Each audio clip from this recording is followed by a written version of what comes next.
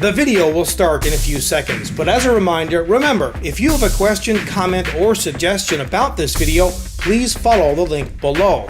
Also note that you can post anonymously.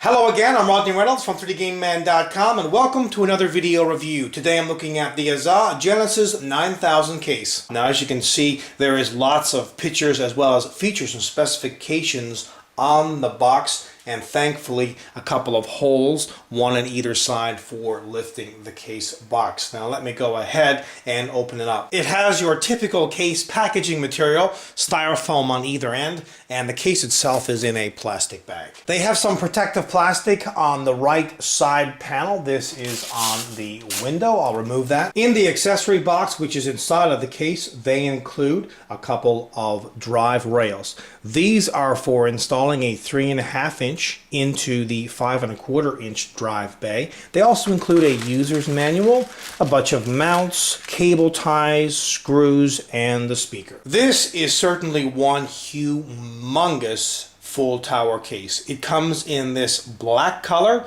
as well as a white color, so you can get whichever color that you prefer. Personally, myself, I like the black. And by the way, the white case is actually white on the outside as well as white on the inside. Now this is the black case, so it's black on the outside as well as black on the inside. It's mainly comprised of steel, but there's also plenty of plastic and mesh. This case has lots of LEDs at the top on either side as well as at the front on either side. And there are LEDs around the power button and fan controller.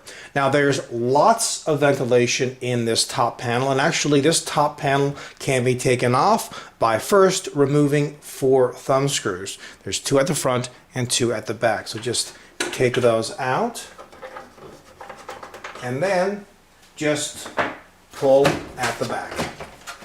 And this reveals 2 230mm exhaust fans. Conveniently located at the top front is an external serial ATA or eSATA port, 2 regular USB 2 ports, 2 USB 3 ports, a microphone jack and headphone jack. Here are the LEDs for hard drive activity and the power status LED as well. Here's the fan switch and the power switch, as well as the reset button. There are 9 5.25-inch drive bays. These drive bay covers are very easy to remove. Just pinch on either end and they come right out. And note that they do include removable dust filters. At the bottom there's more mesh, and actually this panel can be removed by taking off 2 thumb screws. And just pull it open. And on the inside, you can see a compartment for a standard ATX power supply. And there is a removable dust filter on the inside. The left side panel is pretty plain, although it does have this punch out. There's also a place to install 2 120mm optional fans, and note the ventilation at the bottom. On the right side panel, they include 2 120mm intake fans. You can install an optional 230mm fan here if you want to. Also, all of these fans come with dust filters. As well, they include a small red window, and on the right side of the case at the bottom, there's ventilation. At the back of the case, there's extra ventilation. You have 3 rubber grommeted holes for water cooling and or cables to go through. They include 9 ventilated expansion slots as well. Here is where the motherboard's I/O shield plate gets installed. They include a 120mm exhaust fan, and at the bottom is where you can install a standard ATX power supply. Now note, there's also another power supply install location at the front. So there's one at the back and one at the front.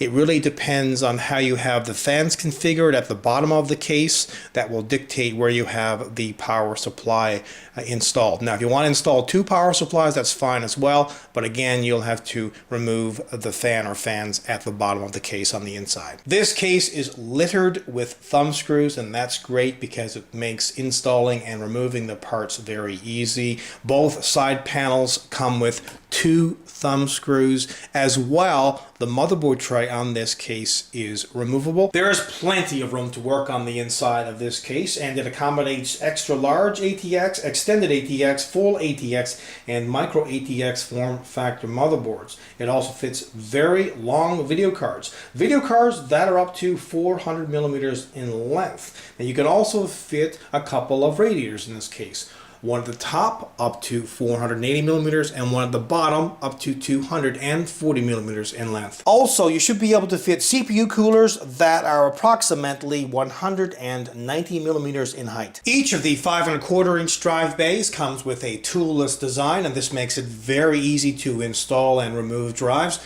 Note the hot swappable inserts that they have on the back. Now you can reposition these if you want to. There are 4 regular screws. Remove those. Then you can reposition this to pretty much wherever you want, except for the top 2 5¼ inch drive bays. They have 2 rubber rests for the power supply to lodge on, and this will prevent vibrations. Also at the bottom are 2 included 140 millimeter intake fans, and each one of these fans has a little cover which you can remove if you want to. It kind of directs the air upwards.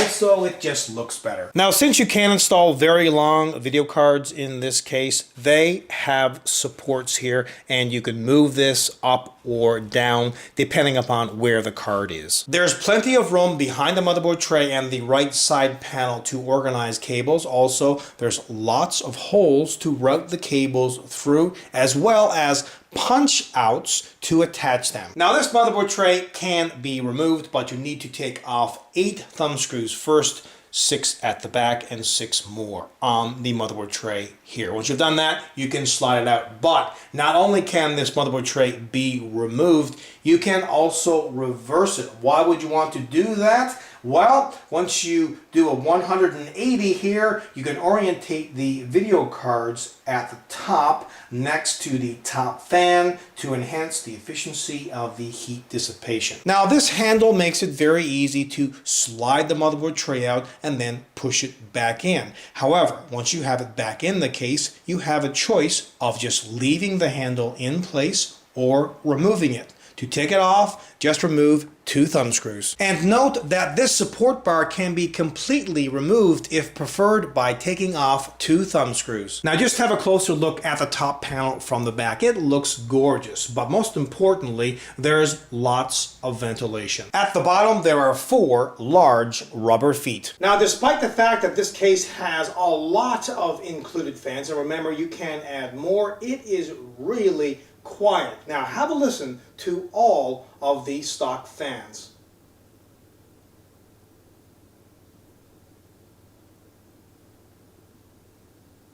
This is one incredible full tower case. It is jam-packed full of fantastic features, like, for example, lots of drive bays, plenty of included fans, and you can install more. Lots of room on the inside to work. A removable, reversible motherboard tray. Lots of ventilation. Dust filters. The overall styling and build quality is excellent. I mean, this is hands down a 100% kick-ass product. Until next time, take care.